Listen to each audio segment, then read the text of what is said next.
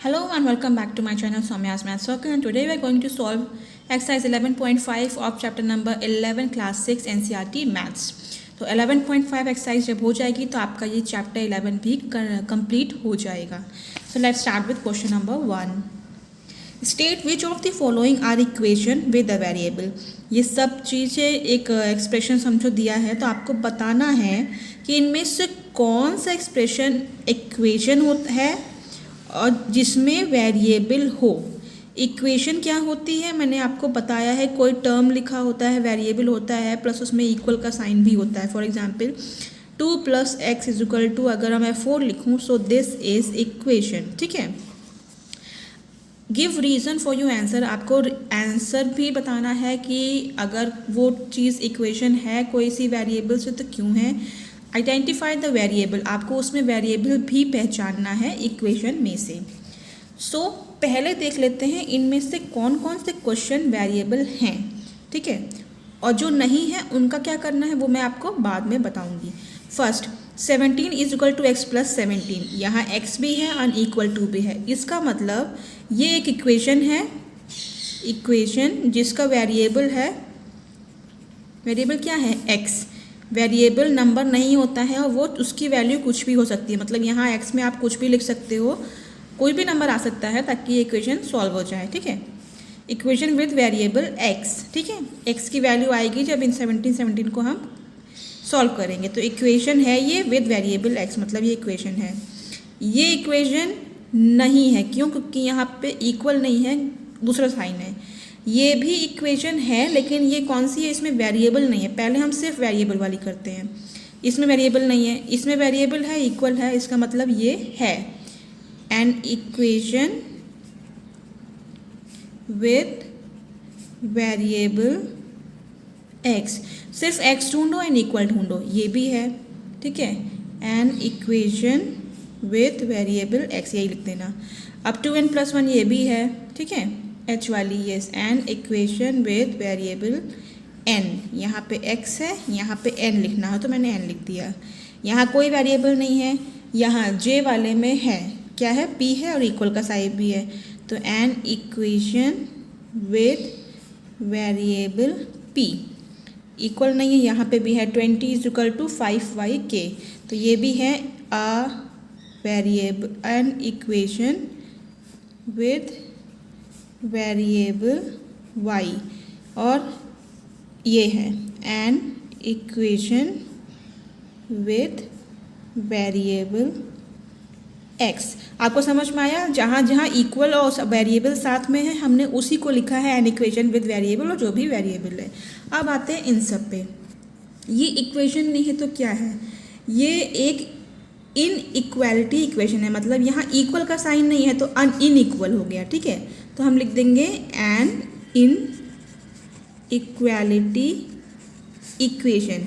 Equation तो है लेकिन इक्वल का साइन नहीं है, इसीलिए हमने इनइक्वालिटी लिखा है. ठीक है. अब 4/2 = 2. यहाँ 4 को 2 से डिवाइड करेंगे तो 2 आ जाएगा. ठीक है. तो वही वैल्यू 2 की यहाँ लिखी गई है. तो ये इक्वेशन नॉर्मल नहीं है, ये एक न्यूमेरिकल इक्वेशन है. क्योंकि यहाँ सिर्फ नंबर है इसलिए ये न्यूमेरिकल इक्वेशन होगी. ये वेरिएबल वाली नहीं है, इसमें भी कोई वेरिएबल नहीं है तो ये न्यूमेरिकल इक्वेशन होगी. ठीक है. अब कौन सा आता है, आई वाला. इसमें भी देखो सारे नंबर्स हैं तो ये भी आपकी न्यूमेरिकल इक्वेशन है. अब ये देखो यहाँ पे 2m > 30. यहाँ इक्वल का साइन नहीं है, ग्रेटर देन का साइन है. ठीक है. तो इसको भी हम क्या लिखेंगे, inequality equation. And inequality equation. Equal नहीं है, भले स्मॉलर देन हो या ग्रेटर देन, डजेंट मैटर. ये भी इनइक्वालिटी इक्वेशन. ठीक है. एल आपकी इनइक्वालिटी इक्वेशन है. ये भी आपकी इनइक्वालिटी इक्वेशन है और ये न्यूमेरिकल, क्योंकि यहाँ पे कोई भी वेरिएबल नहीं है. तो अब आपको आई थिंक डिफरेंस समझ में आ गया होगा. Clear. Next, complete the entries in third column. आपको इस थर्ड कॉलम की एंट्री कंप्लीट करनी है. ये नॉर्मल सीरियल नंबर से. यहाँ इक्वेशन दी है 10y = 80, 10y = 8, सॉरी ये भी 80 है, 10y equal to 80, 4l equal to 20, ठीक है। अब यहाँ पे देख रहे हो आप वेरिएबल्स है, मतलब y है, l है, b है, h है, तो यहाँ उन सब की वैल्यूज़ दी है, ये वैल्यू इसमें पुट करना है हमको, यहाँ पे इक्वेशन आंसर निकालना है। अब बताना है कि वो सेटिस्फाई है कि नहीं, मतलब जो इधर आया है वो ये वैल्यू पुट करने के बाद भी आता है कि नहीं।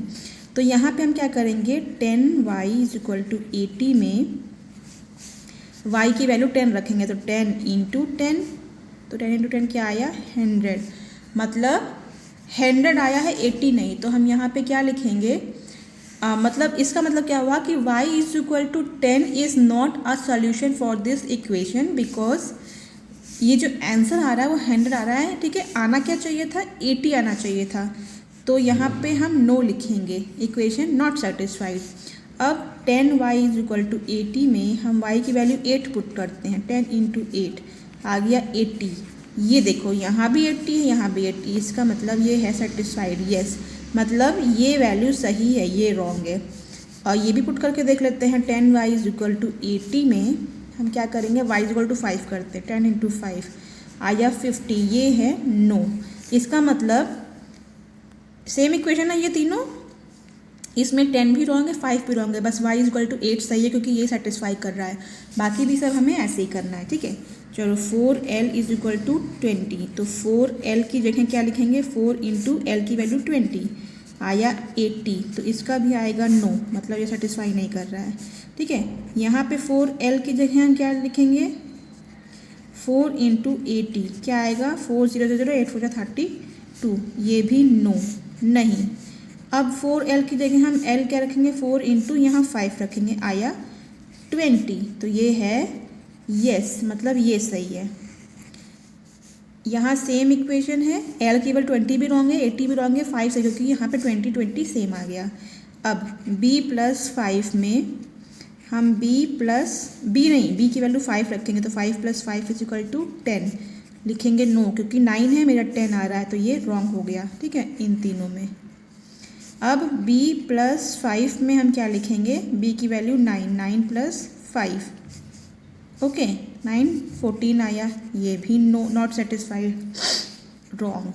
अब b प्लस 5 ये वाले इक्वेशन में हम b इज इक्वल टू 4 रखेंगे, तो 4 plus 5 is equal to 9, yes, कैसे, ये 9 है, इधर भी 9 है, इसका मतलब ये सही है, दोनों रॉन्ग है, बस मतलब ये सेटिस्फाई कर रहा है।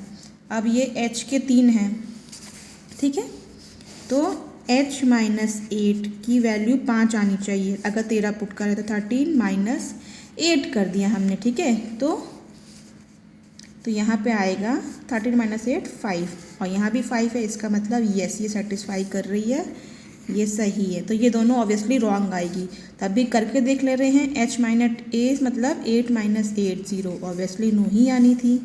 यहाँ पे 0 माइनस 8 करेंगे तो माइनस 8 आएगा, ये भी नो है, क्योंकि एक वैल्यू आ गई तो बाकी ऑब्वियसली वो नहीं आएगी, ठीक है। अब इतना सारा है, p प्लस 3 कौन सी वैल्यू हमको 1 देगी, हमें वो देखना है, ठीक है। 3 प्लस 3 6, नो, क्रॉस करो, p की वैल्यू 1 प्लस 3 4, नो करो, हमें 1 चाहिए। 0 प्लस 3 3, ये भी नो। अब p प्लस 3 में p की जगह -1 और प्लस 3, तो अब आंसर क्या आएगा, माइनस प्लस माइनस, ठीक है, तो 3 में से 1 गया 2, फिर भी रॉन्ग है, नो। p प्लस 3 में हम क्या करेंगे, p की वैल्यू -2 रखा और नॉर्मल प्लस 3 है, 3 माइनस 2 1 आ गया, यस, क्योंकि 1 यहाँ भी था और ये सही है, मतलब यहाँ ये सही है। तो इन सब में आपकी कौन कौन सी वैल्यू सही है वो आपको दिखा दी गई है, ठीक है। Now pick out the solution from the values given in the bracket next to each equation. आपको एक इक्वेशन दी गई है और यहाँ ये सब वैल्यूज़ दी है, मतलब ये m की वैल्यूज़ हैं, ठीक है। तो आपको बताना है show that the other values do not satisfy the equation. आपको सबसे पहले बताना है कौन सा नंबर यहाँ m के लिए सही है कि आपको 60 मिल जाए, और आपको ये भी बताना है कि दिखाना है कि बाकी जो नंबर्स है वो सेटिस्फाई इक्वेशन को क्यों नहीं कर रहे हैं। तो अभी 5m इज इक्वल टू 60 है। तो पहला हम m की वैल्यू 10 रखते हैं, ठीक है। 5 इंटू 10 इज इक्वल टू 50। तो इक्वेशन में तो 60 है पर आंसर मेरा 50 आ रहा है, तो हम क्या लिखेंगे, m is equal to 10 is not a solution for this equation because m की वैल्यू हमने 10 ली थी। m की वैल्यू 5 ले लें तो 5m की वैल्यू क्या है, 5 इंटू 5 इज इक्वल टू 25। ये भी सही नहीं है, यहाँ भी आप लिखना कि m is equal to 5 is not a solution for this equation. अब m की वैल्यू हम 12 लेते हैं, तो 5m में 12 इंटू 5 क्या आएगा, 5 टू 10, 1 कैरी, 5 1 5, 6 ये आ गई। इसका मतलब m is equal to 12 is a solution for this equation, ठीक है। तो m इज इक्वल टू 12 सही है, बाकी रॉन्ग है। तो अब आप m इज इक्वल टू 15 भी पुट कर लो क्योंकि हमें गलत भी दिखाना है। तो 5m 15 इंटू 5 करना होगा, ठीक है, सॉरी उल्टा कर देना, 5 7, ये भी नहीं है। तो ऐसे ही आपको सब करना है, ठीक है। मैं एक और करके बता रही हूँ। यहाँ पे पहले n इज इक्वल टू 12 लेते हैं, तो n प्लस 12, तो n की वैल्यू हम 12 प्लस 12 करेंगे, आया 24। ये 20 में लिखना भूल गई थी, ठीक है। तो यहाँ 24 है, आंसर 20 है, तो ये नहीं है।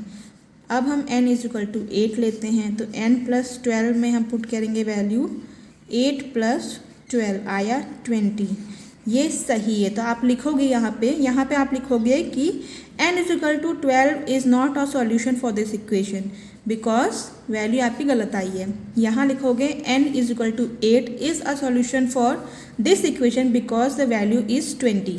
ऐसे आप बाकी भी कर लोगे। तो यहाँ मैं टाइम नहीं वेस्ट करना चाहती, आप लोग खुद ये सारे इक्वेशन करना। हर p में पहले 0 की वैल्यू पुट करना, देखना 5 आ रहा है कि नहीं। p में फिर 10 की वैल्यू पुट करना, देखना 5 आ रहा है कि नहीं। तो आई थिंक इसका 10 - 5 यही होगा, ठीक है। तो ऐसे आपको सब पुट करना है। तो ये वाला क्वेश्चन नंबर 3 आप कर सकते हैं, ठीक है। Now come to question number 4। Complete the table and by inspection of the table find the solution to the equation m plus 10 is equal to 16। आपको ये टेबल देखना है और इस टेबल को कंप्लीट करना है और बताना है कि सॉल्यूशन क्या होगा, ठीक है। यहाँ आपको m की वैल्यू 1 दी है, m की वैल्यू 2, m की 3, m की 4, ये सीरियल नंबर नहीं है, m की वैल्यूज़ है।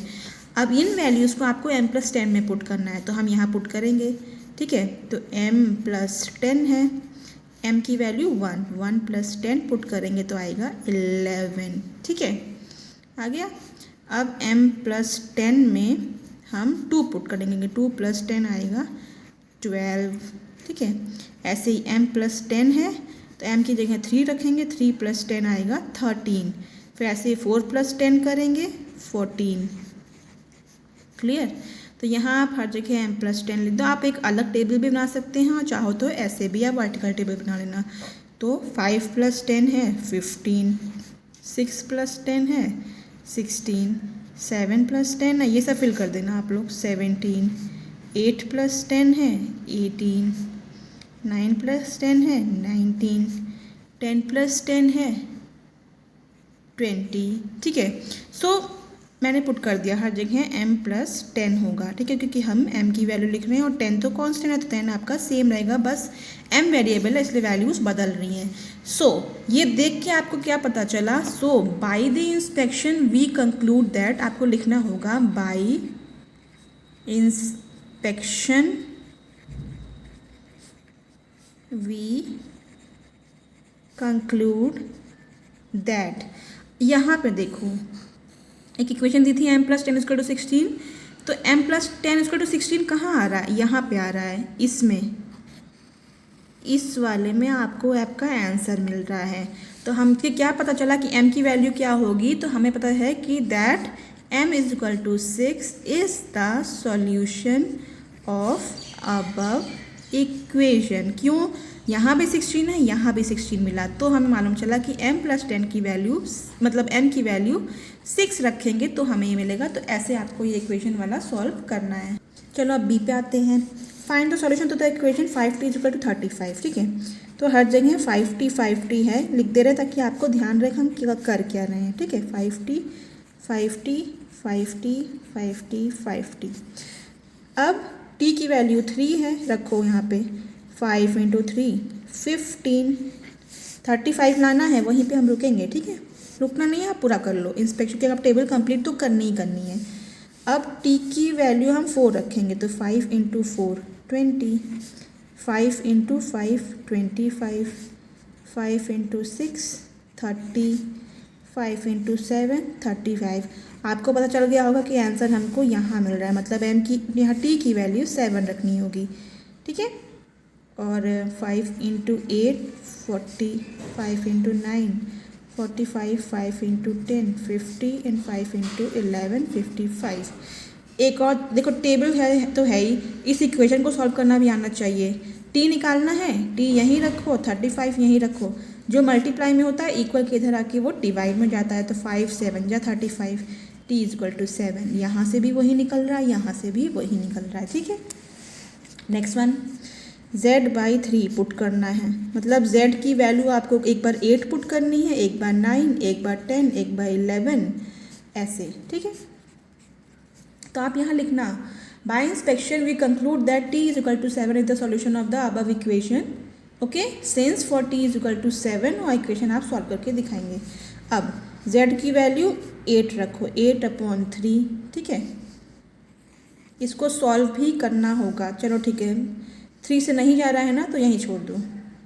9/3 3 होता है, 10/3 पॉइंट में आएगा, तो पॉइंट में तो है नहीं है, तो इसको आप ना भी लिखो चलेगा, वरना मिक्स फ्रैक्शन या कुछ लिख सकते हैं। डिवाइड करो 3 से, 3 × 2 = 6, 2 कैरिंग 3 2/3 लिखना पड़ेगा, 3 2/3 सॉरी 2 2/3 ऐसे, ठीक है।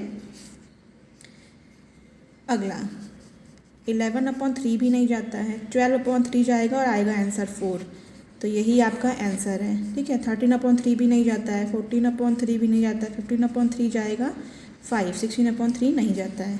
तो यहाँ भी आप करोगे, क्या लिखोगे, now by the inspection of the table we conclude that z = 4 sorry z की वैल्यू जब हमने 12 रखी तो 4 आया। z = 12 is the solution of the above equation for z = 12। और आप सॉल्व करके भी दिखाओगे, z/3 = 4 है, z की वैल्यू 12 रखी अपॉन 3 कितना आया 4, ठीक। तो ये सॉल्व हो गया। इस टाइप का लास्ट क्वेश्चन है m-7, तो m-7 में एक बार 5 रखना, एक बार 6 रखना, m-7 में 7, m-8 में भी 7, m-7 है सब।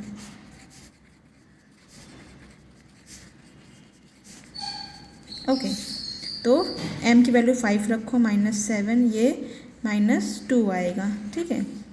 6 - 7 -1 आएगा, क्योंकि हम कम में से ज़्यादा को माइनस कर रहे हैं। 7 - 7 0 आएगा, 8 - 7 1 आएगा, 9 - 7 2 आएगा, 10 - 7 3 आएगा, 11 - 7 m की वैल्यू 11 है, तो यहाँ 11 - 7 4 आएगा, 12 - 7 5 आएगा, 13 - 7 6 आएगा। 3 कहाँ आ रहा है, 3 यहाँ आ रहा है, इसका मतलब m की वैल्यू 10 है, मतलब m = 10 है, तभी आपको 3 मिल रहा है। तो हम लिखेंगे क्या यहाँ पे, by inspection we conclude that m है ना, क्या m = 10 is the solution for the above equation. कैसे, m-7 = क्या लिखेंगे, 10 - 7, क्योंकि m की वैल्यू हमें 10 पुट करनी है, आएगा 3 ही तो चाहिए था हमें, फिनिश। अब लास्ट क्वेश्चन में आते हैं, जो कि रिडल है, बहुत इंटरेस्टिंग है, फनी है, लास्ट क्वेश्चन है इस एक्सरसाइज और इस चैप्टर का भी ये लास्ट क्वेश्चन है। Solve the following riddle, you में रिडल, आपको ये पहेली सॉल्व करनी है। यू में your self construct such riddle, आप ऐसी पहेली खुद भी बना सकते हैं। क्वेश्चन क्या है, मैं कौन हूँ, ठीक है। अब यहाँ एक बच्चा बना है, ये एक फील्ड है। Question number 1, go round a square, आपको इस स्क्वायर का चक्कर लगाना है, पूरा घूमना है, काउंटिंग एवरी कॉर्नर, और आपको हर कॉर्नर गिनना है, ठीक है। थ्राइस एंड नो मोर, लेकिन 3 बार से ज़्यादा नहीं, टू गेट एग्जैक्टली 34, ताकि आपको 34 मिल सके। सो गो राउंड अ स्क्वायर, आपको इसका चक्कर लगाना है, ठीक। इस बात पर चलना है। काउंटिंग एवरी कॉर्नर, तो कितने कॉर्नर हैं? 4, ठीक है। थ्राइस एंड नो मोर, लेकिन इन कॉर्नर को आपको 3 बार गिनना है, 3 से ज़्यादा नहीं। मतलब एक चक्कर लगाओगे तो 4 गिनोगे, 2 चक्कर लगाओगे तो फिर से 4 गिनोगे, फिर 3 चक्कर लगाओगे फिर 4 गिनोगे। तो आप क्या करोगे? थ्राइस करोगे इसको 4 के साथ, तो आएगा 12। ओके, टू गेट एग्जैक्टली 34, ताकि आपको 34 मिल पाए। तो पूछा गया हु एम आई, मैं कौन हूँ। तो मैं समझो नहीं पता, x, ठीक है। तो x में हम 12 जोड़ेंगे, ठीक है, ताकि हमें 34 मिल जाए। तो मुझे नहीं पता है इस 12 में हमने कितना जोड़ा है, ये मैं कौन हूँ। तो हम कैसे निकालेंगे? x = 34 - 12 इधर हो जाएगा, 34 में से 12 ये आएगा 22। तो वो नंबर हु एम आई में मैं कौन हूँ? मैं हूँ 22। So next one, for each day of the week, एक हफ्ते में जितने भी दिन होते हैं। तो पहले आपको पता होना चाहिए कितने दिन होते हैं। पहला है देखो Sunday, Monday, Tuesday, Wednesday, Thursday, Friday, Saturday. तो ये 1 2 3 4 5 6 7 डेज होते हैं एक वीक में। Make an up count from me, मुझसे आपको नंबर जोड़ना है। तो वो मैं कौन हूँ मुझे नहीं पता, तो हम x मान लेंगे। Make an up count from me, मेरे से आपको नंबर जोड़ना है, ठीक है। कितने दिन होते हैं? तो हमने 7 जोड़ दिए। If you make no mistake, अगर आपने कोई गलती नहीं की, यू विल गेट 23, तो आपको 23 मिल जाएगा, हमें 23 मिल जाएगा, ठीक है। इसको सॉल्व करते हैं।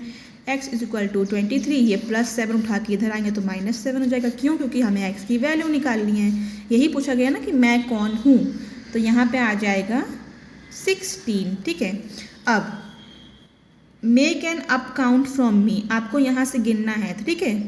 तो 16 के बाद आप 7 जोड़ोगे, 16 के बाद देखो 17 18 19 20 21 22 23, तो आपको 23 चाहिए था, यू गेट 23। इसका मतलब x = 16 सही है। तो आपको अप काउंट मतलब इसके आगे गिनती गिननी है, 16 के बाद 7 गिनने हैं, 17 18 19 20 21 22 23, 23 आ गया, इसका मतलब मैंने सही किया है। Next question, I am a special number, मैं एक स्पेशल नंबर हूँ। मुझे नहीं पता कौन स्पेशल नंबर, तो x मान लेते हैं, ठीक है। टेक अवे फ्रॉम मी अ 6, मुझ में से 6 निकाल दो। टेक अवे मतलब ले लो या निकाल दो, तो उसका क्या होता है? माइनस। ले लेना या निकाल देने का मतलब माइनस, कितना? 6। A whole cricket team you will still be able to fix, और एक पूरी क्रिकेट टीम में कितने लोग होते हैं? 11, तो 11 हो गया। You will be able to fix, अब इसको सॉल्व कर लेंगे तो हमें x का आंसर मिल जाएगा। तो x = 11, -6 उठा के इधर आएंगे तो +6, ठीक है। x = 17, तो हु एम आई, मैं 17 हूँ। Last question, tell me who am I, who I am, मैं कौन हूँ। I shall give a pretty clue, मैं आपको एक हिंट दे सकता हूँ। You will get me back, आपको मैं वापस मिल जाऊँगा। If you take me out of 22, अगर मुझे 22 में से निकालो। तो हु एम आई, मुझे नहीं पता मैं कौन हूँ, तो मैं x मान लेती हूँ। I shall give a clue, एक क्लू देते हैं। You will get me back, वापस मैं ही मिलूँगा। If you take me out of 22, अगर तुम मुझे 22 में से निकालोगे। 22 में से निकालना मतलब 22 में से कुछ माइनस करना, और मुझे निकालना मतलब ये तो मैं हूँ, ठीक है। तो 22 में से आप कितना निकालोगे कि x आ जाएगा? नहीं पता? पहले तो दिमाग लगाओ, कॉमन सेंस है। 22 में से x दोनों की वैल्यू सेम होनी चाहिए। 22 में से कितना निकालोगे कि वही आ जाए? 20 में से 11 निकालो तो 11 आएगा। देखो x यहाँ 11 है, x यहाँ 11 है, सेम। दूसरा तरीका है, अगर आपका दिमाग नहीं चल रहा है कि 11 कैसे आएगा, मैं तो 9 भी सोच रही, मैं तो 10 भी सोच रही, कुछ नहीं, इधर सॉल्व करो। 22 - x = s, 22 ऐसे ही छोड़ दो, = x, ये वाला, ये -x उठ के इधर आके +x बन जाएगा।